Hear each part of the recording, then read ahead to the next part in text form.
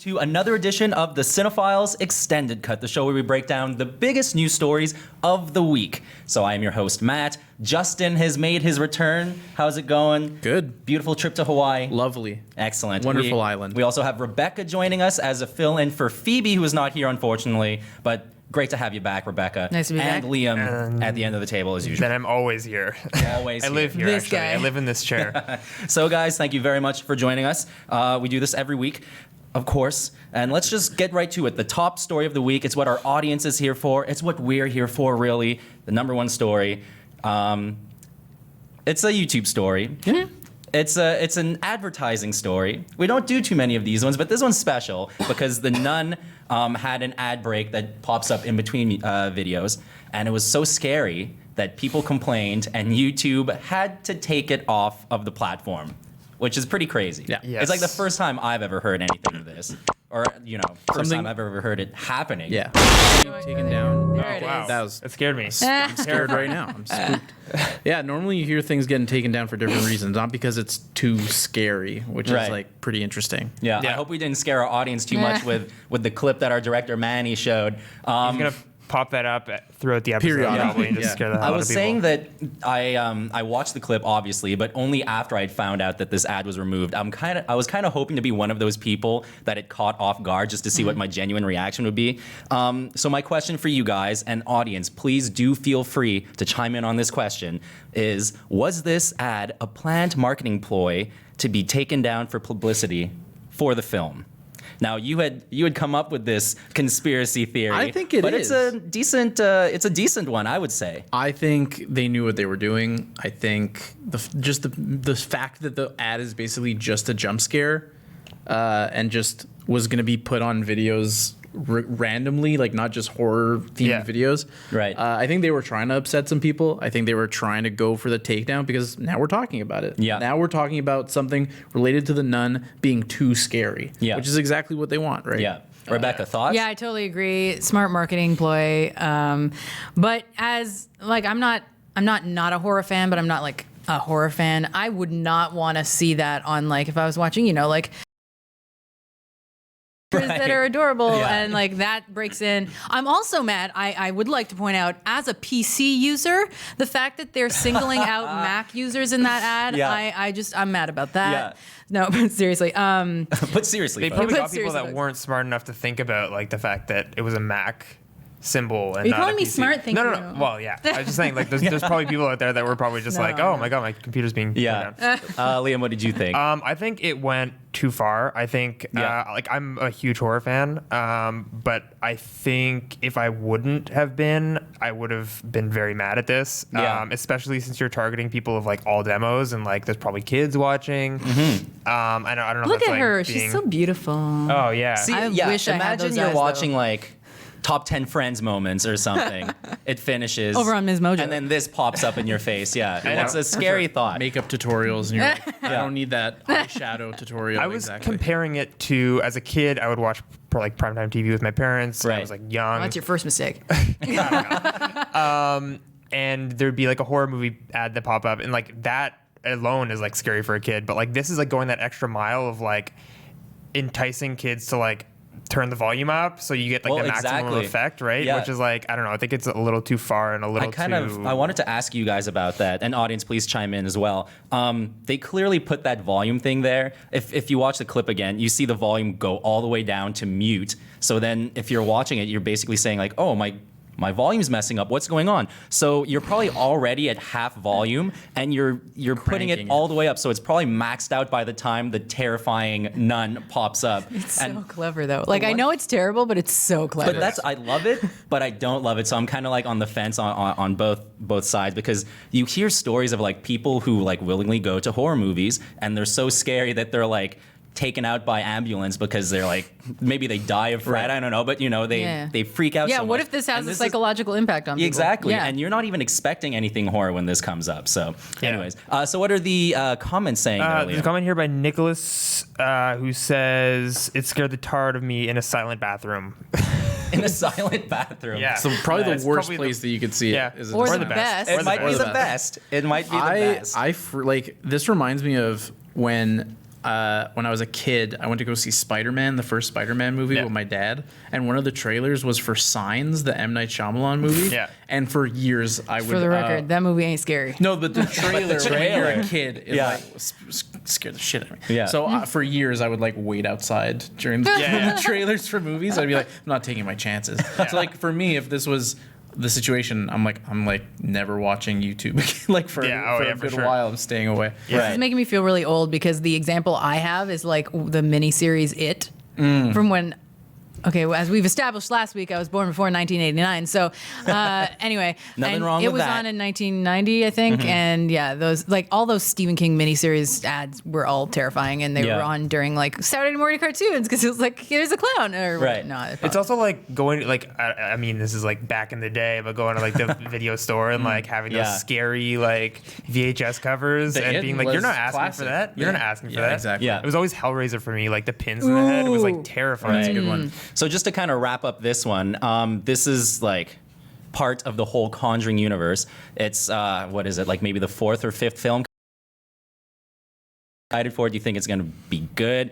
Judging by this marketing campaign, I love it. I'm really excited for this one. So I just want some final thoughts from you guys on that. And if our audience, of course, if you want to chime in on what you think this is going to be like, let us know. Sorry. I think go. the marketing campaign is blowing its load, and I think the movie's gonna be good. Boy, it's loud. Oh, Interesting. Interesting. I'm not that. No? Take it or leave it. take it or leave it. Maybe on VOD. I know I always bring this movie up, but Hereditary's kind of changed the whole horror landscape for me, and I think Yeah. this is kind of taking the more traditional horror Yeah, it's- approach, and that's less interesting to me than I guess earlier this year. That's fair. Yeah, this I don't is know. definitely very classic and traditional Especially horror with movie. that trailer where it's like watch to the end, make sure you watch to the end. I don't get what they're going for. But I like that kind of. It's like adds to like the marketing campaign where it's like, hey, there's a really good jump scare at the end. Make sure to watch all the way to the end. Yeah. Any other comments before we go on to the next story here? Okay, wait, is it that easy to get people to watch to the end of the video? Can I Yeah. just say watch to the People- end, guys, and then you watch? The attention No. span Kids of have people short is- attention spans nowadays. Watch to the end of this podcast. There you Done. go. Sorry. There's a great jump scare at the end. Nilay's saying this could be the second best movie in the series after the first part. I actually like the second Conjuring more than I like the first one. Really? Yeah. Interesting. I think it has the potential to be top 3 of the franchise. Yeah. So we'll see. Moving on to the next story here. It's a Disney one. Disney's all over the news, especially with their live action films. Yes. And well, that's what we're going to talk about. A classic 1998 Mulan animated film is being remade live action by Disney. And they released the first look images of it. So I just want to ask you guys, what do you think? And I guess the big broad question for you guys is, does Disney really need to adapt all of their animated classics into live actions? Because it doesn't look like they're stopping anytime soon. You guys just saw, I think you just saw a picture there. Yeah. So that was Mulan, the actress who was playing Mulan. I mean, that picture looks great. I think like they're nailing the look of her. You can tell it's just like just a promo shot because there's Yeah. like no set behind it, no background. It's literally her Super just cool. black background. But yeah. then I don't know, Manny, if you want to cut to the green screen image. Yeah, let's show the audience This the green has me screen. worried. So Liam, why are you worried? I Let's just think- get into I the just meat think, of this like, one. Every single one of these Disney live action movies has been that, where it's like, it's probably easy to film regularly, but they just like Yeah. they fill it with all these green screen backgrounds that have no Yeah. need to be there. And I don't know. I think animated movies are so timeless. I think nobody's gonna watch this in like 5 years. I don't know. That's I don't know fair. what you guys think. I agree with that. I will say though, I would love to take this as credit as my own, but I have to shout out Manny in the director's booth there. Did I go out? There is a Did I go- green screen in that picture, but it does look like they're actually filming on an actual location. So the argument could be made that maybe there's just a green screen there for like a palace in the background or something. Yeah, fair. So, just keep that in mind, Liam, Yeah. before you shit all over It just scares me. Like, this is, Potentially, yeah. Future movies, I guess. Yeah. It totally is, and like that's part of what concerns me about the idea of taking all those beloved classics and turning them into live action movies is that live action tends to be more dated, especially when you're a kid. I found like I was able to tell the difference between an old live action movie versus Yeah. like I would watch Snow White and have no idea that I've ever met. Right. Like, at that point. So I just feel like they're removing the timelessness of these stories. Like Mulan, obviously, is a more modern one, came out when I was a kid, and I loved it. Yeah. But I feel like you showing me this old movie, whereas if you showed them like Hook, for example, which is like an example of taking one of these classic fairy tales and doing a live action version of it, different, but like It's interesting that you're using Hook as an example because I actually think it is pretty timeless. I think that I could go back and watch. I think if you showed a kid now Alright, today fine. Hook, they That's would be possible. like, this movie looks weird. I don't know. So my rebuttal to that, and I think Rebecca will want to join in Yeah. on this, is that yes, I agree that these live actions iterations aren't necessarily timeless, but is at the point of this one, especially with like the landscape in Hollywood right now, where minorities are so undervalued in the business, they're not being given their lead parts and stuff like that.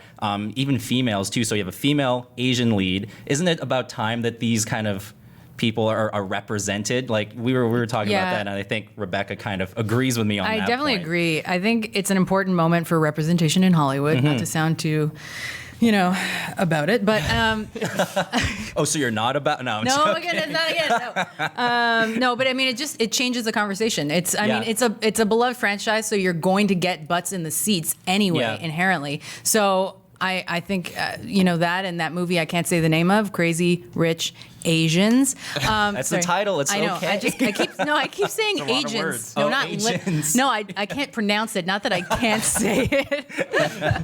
The A word. Yeah. Crazy Rich Agents. Yeah.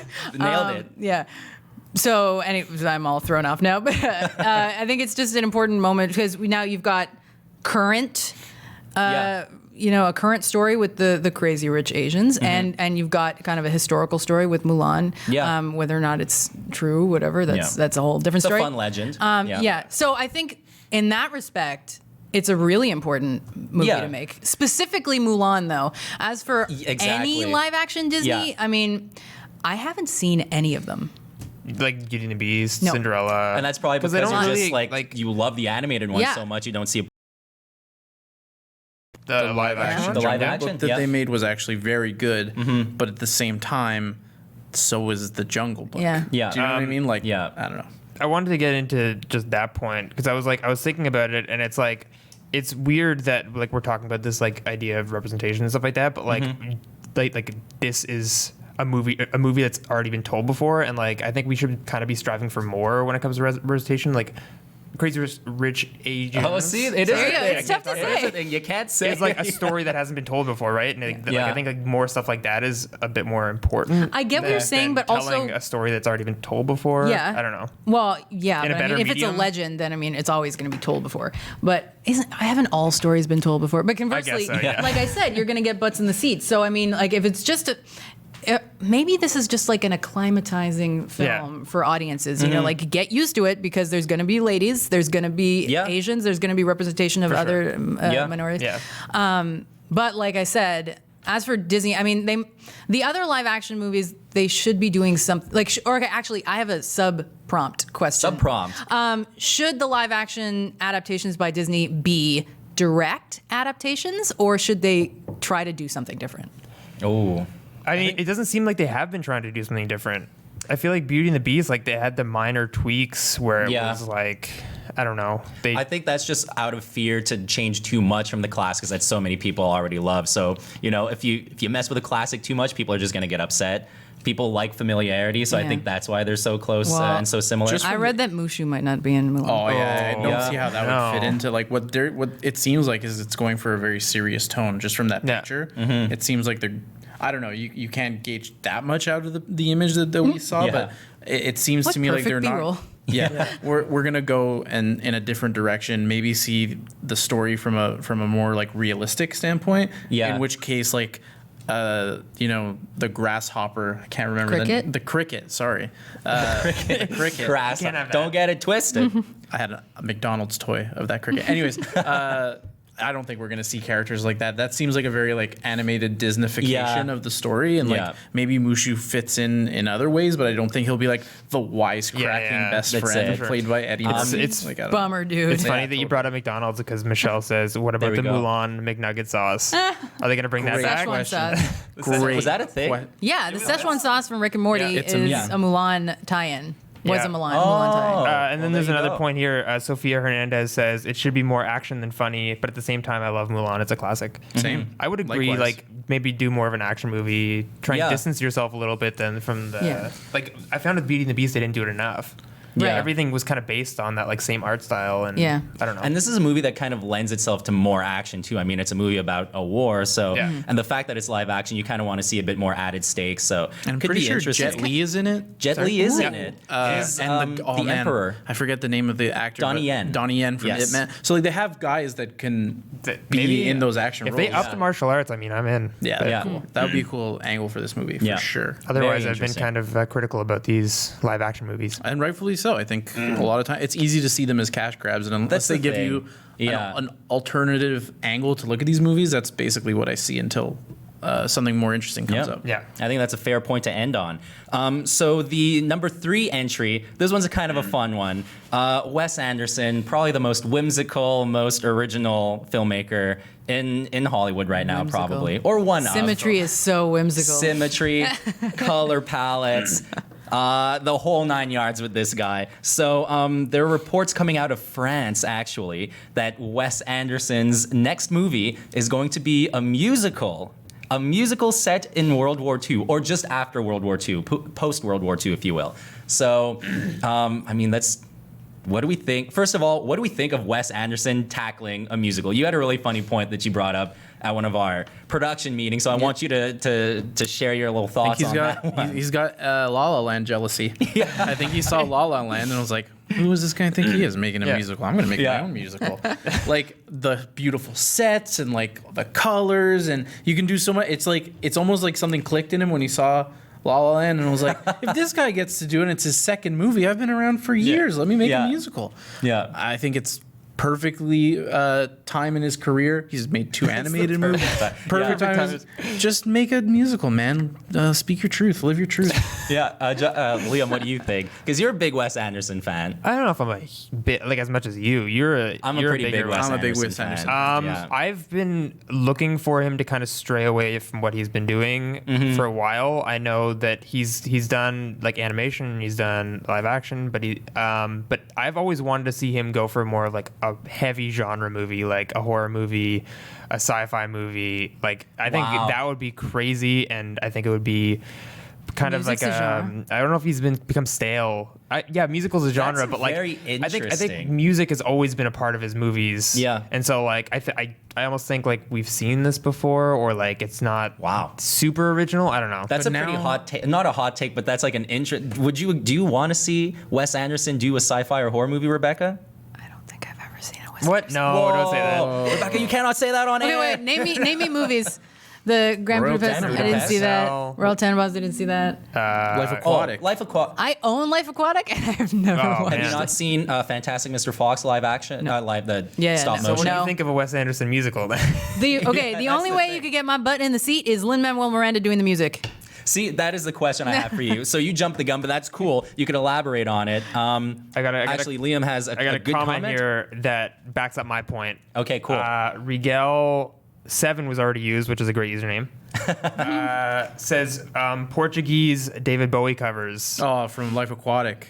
Is that was not a the- musical? Kind No, it's a Music's musical always element. played a huge part of it in his. Yeah, but you for want to sure. see people break out in song and like the world to devolve into a music Yeah. video, and you Yeah. want to see that stuff in a the musical. lines of diegetic and non-diegetic start to blur. That's what Yeah. we want. Which yeah, but already you know kinda what I happened with the picture David when Bowie. I picture a. I don't even want to say this. Well, you have to now. Yeah, I know.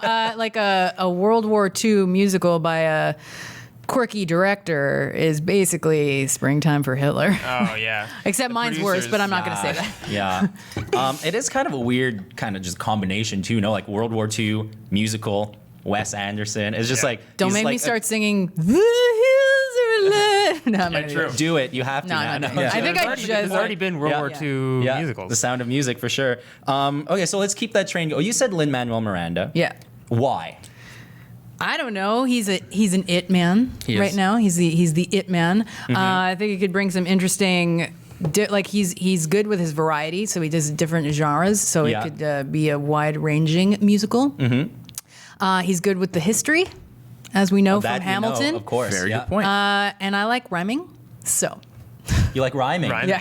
He rhymes Rhyme- a lot. rhymes? He Yeah. rhymes a lot. I had a question I forgot, so we're just gonna skip that. Good. Good So call. Justin, what about you? I think Wes Anderson should do the music in his own movie. I That's think fair, too. if You you have if, history. I think he should, if he's gonna do the musical, do the music. If you're gonna jump in, That's so Go funny. all the way in. I just picture him playing like a mandolin and like a ukulele and like the xylophone and But he's actually What really bad. instrument He has represents Wes Anderson? the ukulele. Yeah. No, does it? Yeah, maybe, I guess. yeah. Maybe you can make the argument for the xylophone. Xylophone, You yeah. could make the argument. Harp, maybe. I don't know. Oh, harp's good. If there's Harp. a ukulele version of a harp, Like a smaller version. that is what Wes Anderson's musical. Dead dog. Dead dog. Yeah. Not an instrument, but yes. Any other comments on there? Maybe talking about Wes Anderson perhaps tackling a musical. Nile says, I don't want to see a World War II musical. Either it should be completely detached from facts. Otherwise, it could be end up being silly like the Cop Rock TV show. That's a fair point. Which is a very fair point. Yeah. Just Yeah. be Good so point. ridiculous. But I think if anybody could nail like that tone of being like not being too insensitive, it's probably Wes Anderson. But even True. Grand Budapest, there were themes of like the war and Yeah. fascism and stuff like yeah, that. for sure. That's what I'm saying. Is Yeah. like I think he could hit that. Yeah. Liam, who did you think? Is it a band? I mean, like the Sue composer? George, like the Portuguese David Bowie covers got me thinking like Sue George is like would be perfect for this because he's already done the Okay. music. Yeah. But I was thinking someone like an indie band like Phoenix or I Phoenix. said Vampire Weekend, but then like Paul Simon came to mind Oh yeah. Wow. because they're pretty similar in aesthetic. That I would think like a be- band with like an aesthetic kind of like Vampire Weekend or yeah. Yeah. Would work. That's great, Like actually. the Paul Simon? Yeah, like Okay. people, what, is Like- there a band called No, I'm Paul like, is there a band called Paul No. Simon? I'm just not hip enough to know it. It No. probably is, but Probably somewhere out there. Interesting. I kind of went like deep cut almost. I think like Brian Eno would be Yeah? pretty sick. little droney. Little dark. droney, like electronic kind of, Yeah. synthy stuff. Yep. Keep the World War II kind of thing a little light. what Try is and the keep it as big light. what is the big number in this movie called? Oh, good question. Musical number. Oh, you got me on the spot now. We won the war. Yeah. Fine, fair. At the end, just and that's the only lyric. You know of what the else song. would get my butt in the seat though? Revisionist history, like Inglorious Bastard yeah. style. That's would what. be cool. Yeah, that would be kind of cool. Yeah. I Yeah. think. And that's just what Interesting. Neely was kind of getting at. Detached from facts. Yeah. Were there Yeah. any more comments before we move this one along here? Nothing really.